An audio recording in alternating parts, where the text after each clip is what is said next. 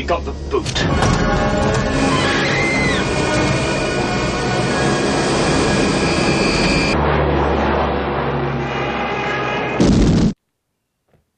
I say, the quality of entertainment on the visual wireless is seriously subpar. I say that we go and ride towards the information superhighway and find what treasures can be gleaned from its rich reservoirs. Come, we must go and ride.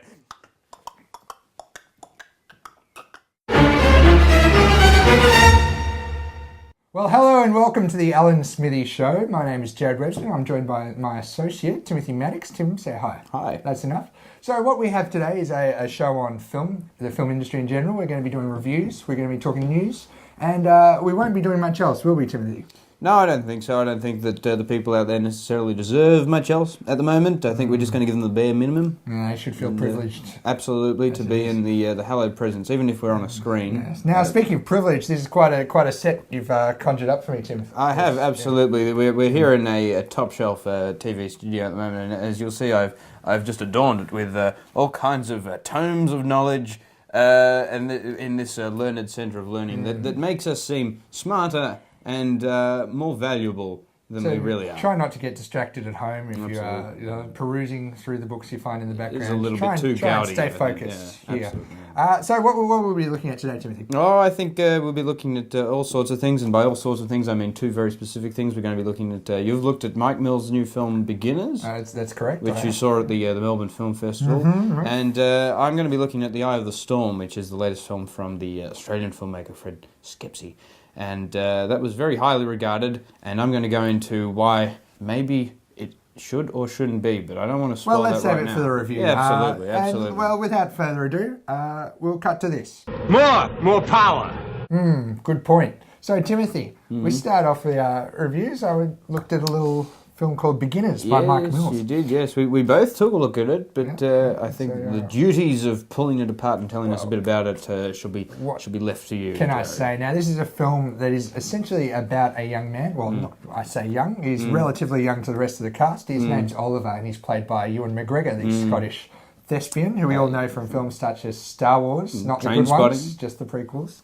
What else would you know him from? Well, Trainspotting. Trainspotting's a good one. Yeah. The Island? The Island, yep. So classics. He's good at picking his films. Now, basically, Oliver has a father played by Christopher Plummer. Now, what is his name? Hal. And, well, you're the one not reprising the Hal from 2001, the classic computer, the villain, basically. We're talking Hal, the father of Oliver, who, after the death of his wife and Oliver's mother, decides to reveal his homosexual preference that he's hidden for most of his life. Yes, tendencies. No, it's not. It's more than tendencies. It's a preference. It's a full-blown preference. Yeah. And so basically, this basically starts to dominate the latter part of his life. And we go through how that affects Oliver. And intercut with this, the whole film is told in a series of flashbacks. And throughout this, we see Oliver also starting up a relationship with a young lady played by Melanie Laurent. Now, what was her name? Anna was her name. Anna pronounces it, which is quite unusual. Yeah. Now, Melanie Laurent, you'd know from Inglourious Bastards. She was quite a central role as the young Jewish girl who basically put into motion everything that happened in that film. So, absolutely. Without giving it away. We wouldn't want to do that. Now, his relationship with Anna is affected by how he sees the relationship between his parents and how that's all been changed by Hal, Oliver's father's... coming out of the closet. Basically coming out of the closet, yeah. So, and this film it's a slow mover. It's a really slow mover. And essentially for the first half of the good 90, 100-minute runtime, you're left kind of unsure. Those are things that you could look up, Jared, and find out. Yeah, I don't want to be too specific. I want people to do their own damn No, that's research. it. You put a bit of work in yourself. It's not our job. But essentially, the first half of this film is a bit directionless. Unfortunately, you're not quite sure where Ewan McGregor's character of Oliver is actually headed and where he's actually trying to... What the film is presenting as its central conflict. And it's not until really a long way in and you've had to invest in the film yourself to stay that long, which is an unfortunate indictment on the film. It's directed by Mike Mills, who's done a few music videos. He did a long music video for the French band Air, And he's also done the film Thumbsucker, which was quite entertaining, but not much more. And it seems he struggles with the depth of this film at some points. He's not quite sure what he's reaching at, and it makes the characters of the film feel a bit sparse and a bit unrelatable and undeveloped. There's not enough flaw, and there's not enough of the opposite, not enough to pique interest in the characters. Yeah. So would you agree? I think that's fair enough. Look, I don't think that it's necessarily directionless, I'd say, in the first half of the film, but I think that it sort of lets itself down. It's sort of that vignette style, that it doesn't devote enough time to specific moments and sort of key, not plot points, because it's not a plot-driven film, but you know what I mean? It's that sort of, it doesn't breathe. To use a very vague generalization there that doesn't really mean anything, but I think you understand what I mean when I say that. But look, I think that it's an entertaining enough film. Yeah, it's watchable enough. It crosses. It passes. It gets the pass mark. It passes muster. Yes. In some way, but it's not a. It could have been better. I think is the resounding feeling that you get from it, because there are good performances in there. There's a good storyline in there, but the manner in which it's told is really the problem for me, and I don't think that it really gets the most out of the characters and the script, just purely by virtue of the way that it is told, with this back and forth sort of vignette kind of style. Well, I say that's enough. I'm giving it 3 lackluster music videos out of 5. That's now, let's move on to your film here. Oh, Timothy. well, let me tell you this. Let me tell you, maybe do you want to look at let's cut to a clip of it? Yeah. My mother believes that being of a certain class entitles you to die whenever you damn well please. Don't we wish? A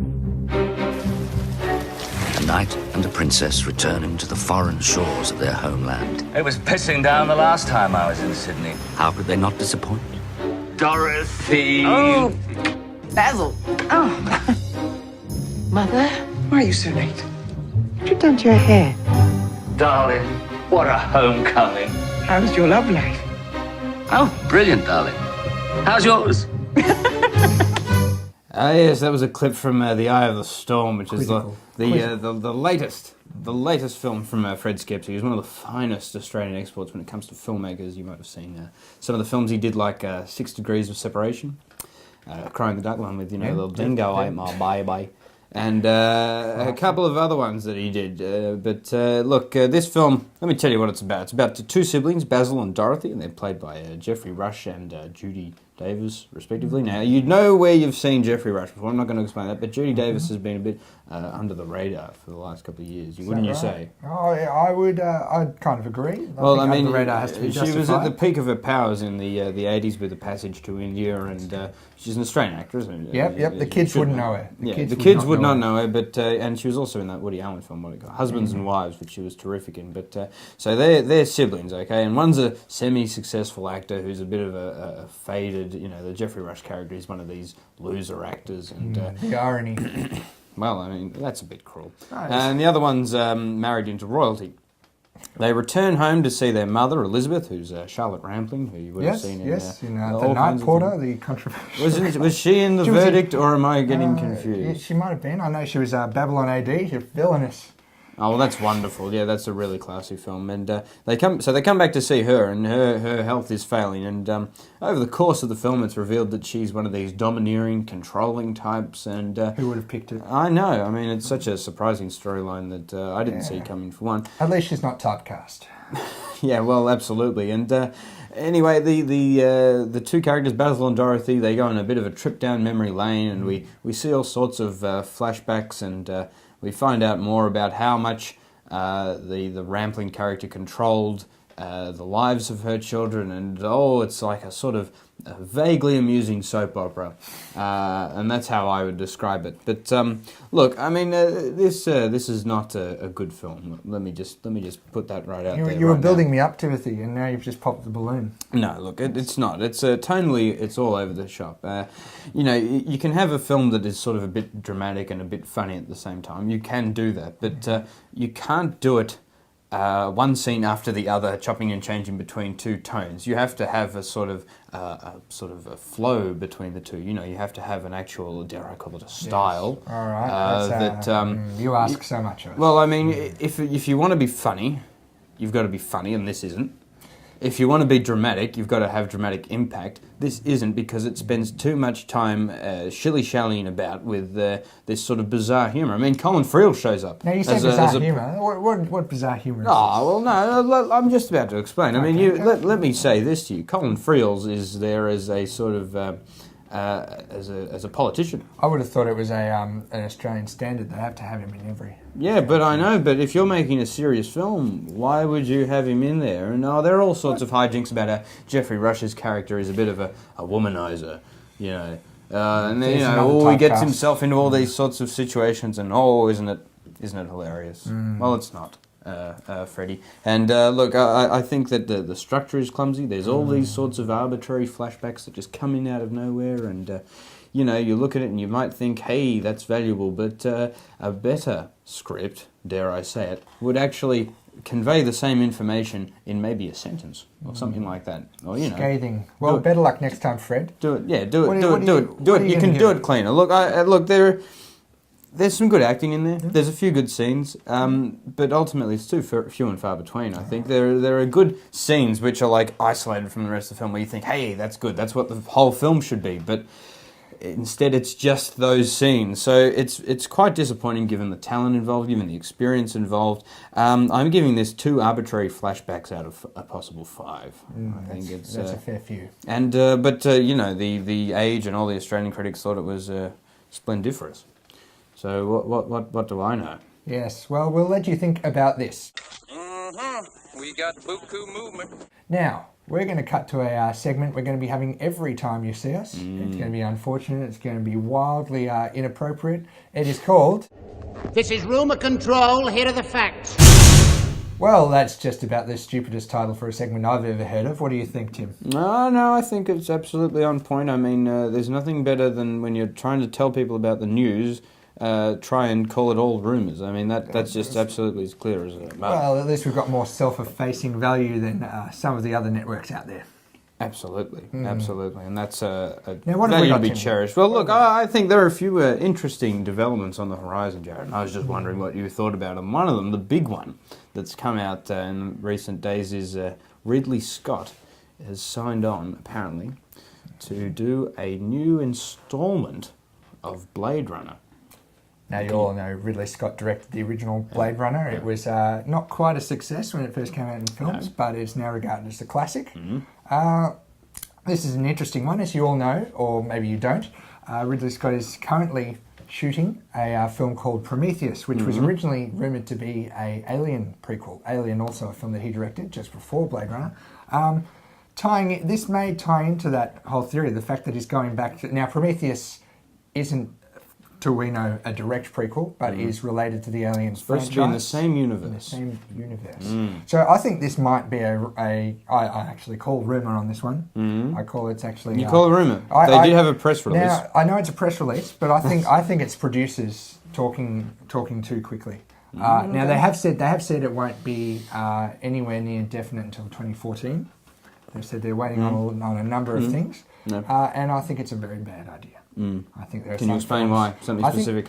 I think there are some films that should just be left alone, and Blade Runner is one of them, especially given the ending of the film, which I'll not spoil, but it's not one where you want to have a follow-on, even if it's in a separate part of that same universe. You don't want something that could possibly give away anything, or frankly, even if it's just bad.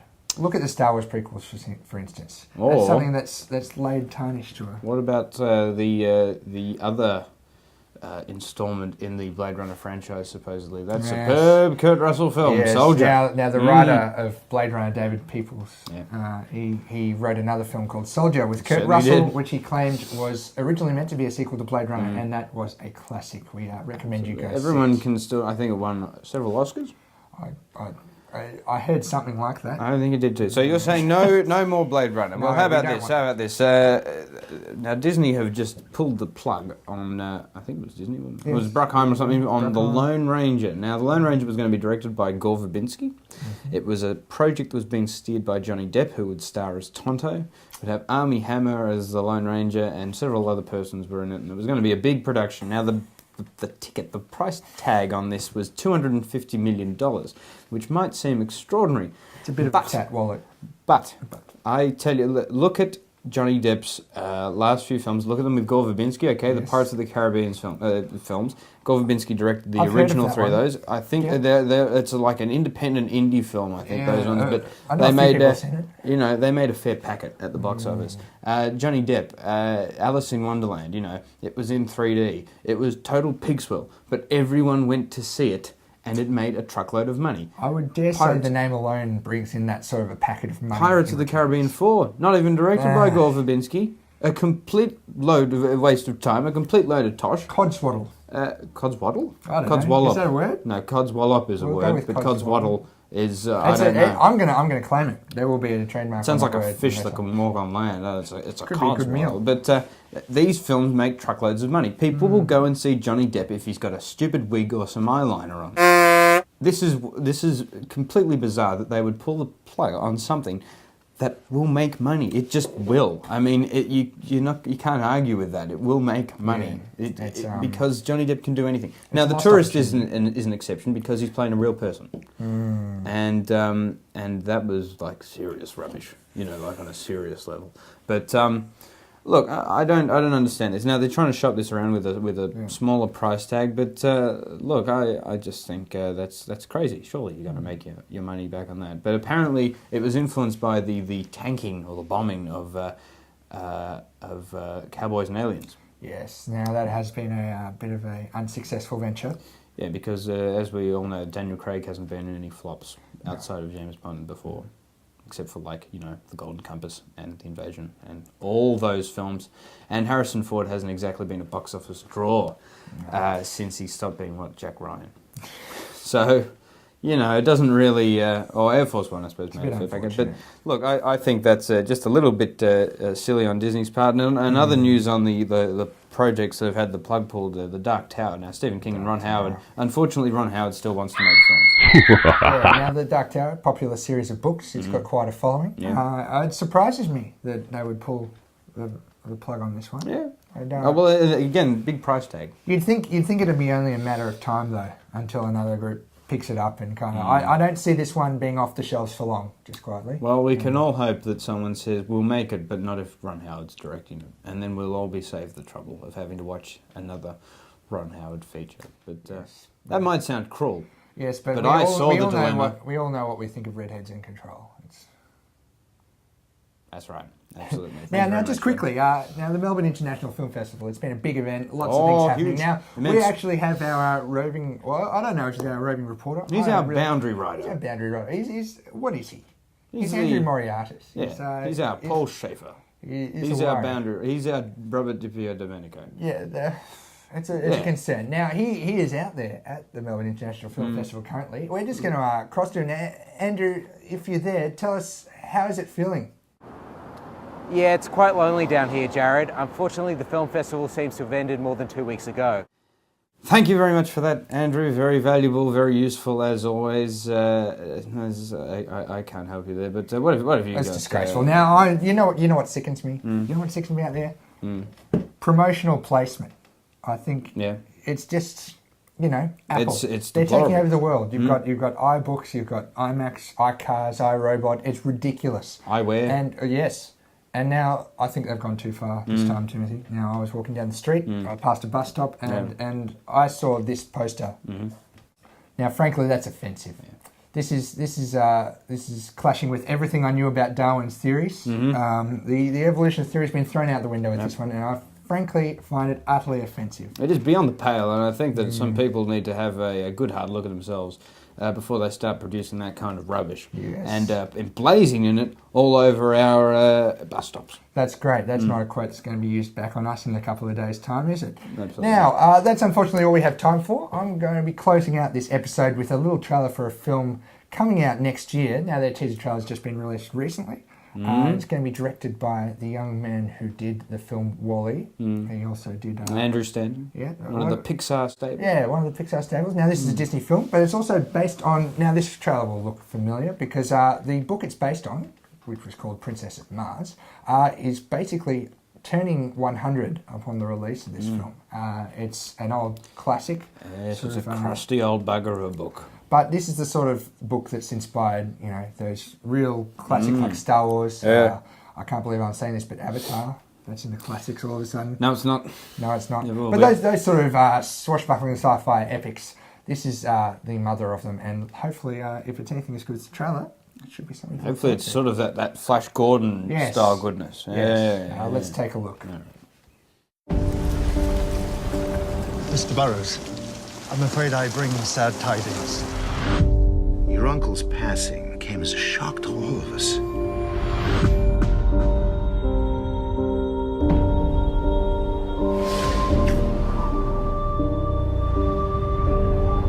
Where am I?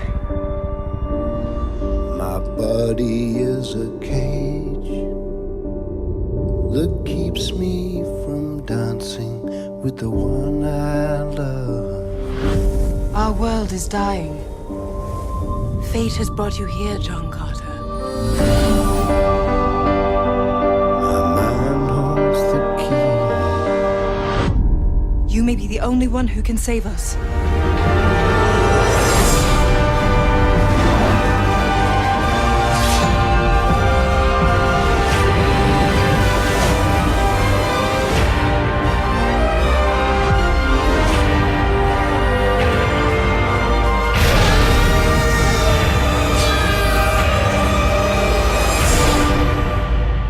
Saw you, I believed it was a sign that something new can come into this world.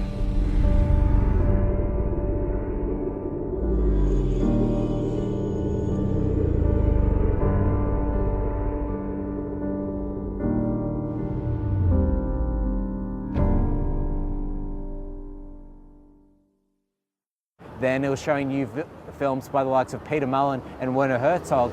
Now it's showing a new version of Conan the Barbarian with Stephen Lang. This is Andrew Moratis, and that's the way the cookie crumbles.